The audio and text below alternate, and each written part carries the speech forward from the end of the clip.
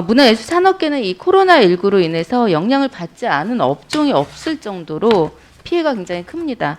현재 문체부가 조사한 피해 규모만 해도 100조가 넘습니다. 이 문제는 피해 규모는 추정치에 불과하고 코로나19로 인한 피해라고 콕 집어서 그 실시한 피해 규모 파악을 위한 전수조사 단 한 건도 없었습니다. 그러다 보니 정확하게 이 코로나19로 인해서 현재 문화예술 산업 전 분야의 피해액이 얼마다라고 주무부처인 문체부가 전혀 제대로 이야기를 못하고 있는 겁니다. 정확한 피해를 모르고 어떻게 맞춤형 지원을 설계할 수 있겠습니까? 분야별 전수조사 신속하게 진행해 주시기 바랍니다. 또 그리고 지원책과 관련해서 한 가지 제안을 드리고 싶습니다. 이 부처와 산하기관 예산 중에 코로나19로 인해 일정이 연기되거나 취소된 사업들이 있을 겁니다. 근데 21년 계획에 이 예산들이 무엇인지 보고 코로나19 상황에서 제대로 된 지원을 받지 못한 창작자나 수혜받을 수 있는 직접 지원 사업으로 재설계돼야 되지 않겠습니까? 이 어려운 시기를 버틸 수 있는 정부의 직접 그 지원 제도가 필요하다고 보이는데요. 어떻게 생각하시는지 한번 말씀해 주십시오.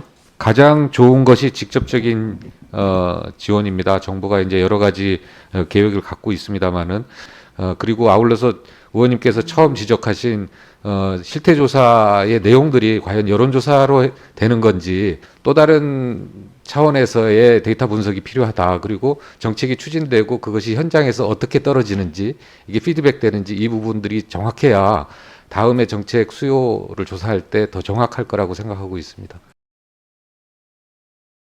저는 국회에 오기 전에 애니메이션 업계 종사자였습니다. 그 업계가 오랫동안 힘들어한 부분을 질의하고 싶습니다. 후보자님, 애니메이션 총량제 알고 계십니까? 네네. 네. 이 애니메이션 종사자들은 이 총량제를 한국 애니메이션의 최소한의 생명줄로 표현하고 있습니다. 그런데 최근 방통위가 이 애니메이션 총량제 재검토를 발표했습니다. 그런데 이 검토하기 전에 제작사 또 노동자들과 어떠한 협의도 없었습니다. 제작사들이 동네 북은 아니죠. 이 돌아가면서 통보만 하면 되는 게 아닙니다. 근데 늘상 일어나는 일입니다. 애니메이션 총량제 실시 후에 어떤 변화가 있었냐면요. 2006년부터 2018년까지 창 제작 업체의 매출액은 195% 상승했고요.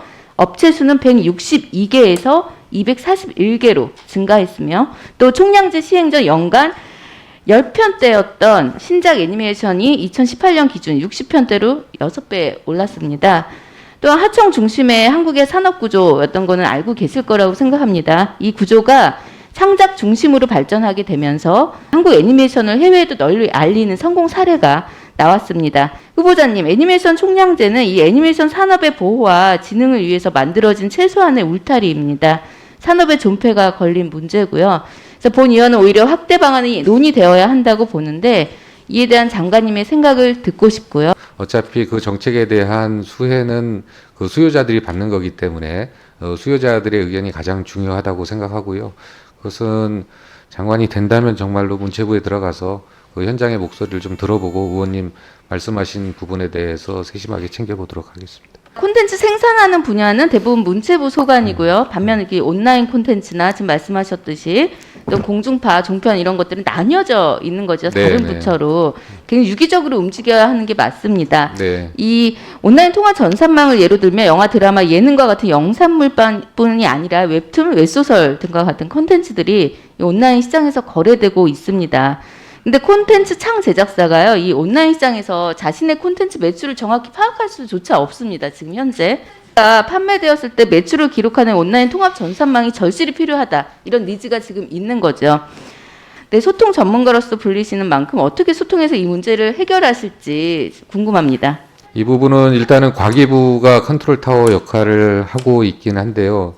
그러다 보니까 약간 부분적으로 특히 OTT 부분에 있어서는 여러 가지 경계가 좀 애매한 부분이 있습니다. 이 부분도 역시 수요자 중심으로 하는 거고 컨텐츠 중심으로 하는 거지 부처의 권한 중심이 되면 안 된다고 생각합니다. 그렇게 문체부도 역할을 하겠습니다. 작년 2020년만 살펴봐도 해외 OTT 업체가 한국 콘텐츠에 그 3천억 원 이상을 투자하면서 IP를 포함하여 한국의 콘텐츠들을 해외로 직접 가져갔습니다. 국가적인 차원에선 장기적인 손실인 거죠. 이 콘텐츠 IP 해외 유출을 막기 위해서 우리 콘텐츠 기업들이 왜 이 해외 OTT 투자 배급 시스템 안으로 유입되는지 장관이 되시면 반드시 검토해 보셔야 할 것 같습니다. 또 과정에서 한국 OTT와 창 제작사 간에 불공정 내지는 불균형이 있다는 것도 간과해서는 안 되실 겁니다.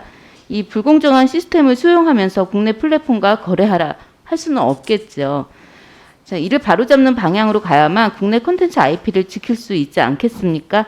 장관 후보자님, 국내 콘텐츠 IP를 보호할 수 있는 방안에 대한 어떤 후보자님의 생각을 좀 듣고 싶습니다. 네, 창작 기여도하고 유통 기여도 사이에 이제 문제인 것 같습니다. 그런데 그 과도하게 유통 기여도를 너무 주장하다 보니까 창제작하는 분들의 손해가 당연히 있죠. 그래서 이런 부분들에 대해서는 장관이 된다면 세심하게 의원님과 상의하면서 살펴보도록 하겠습니다.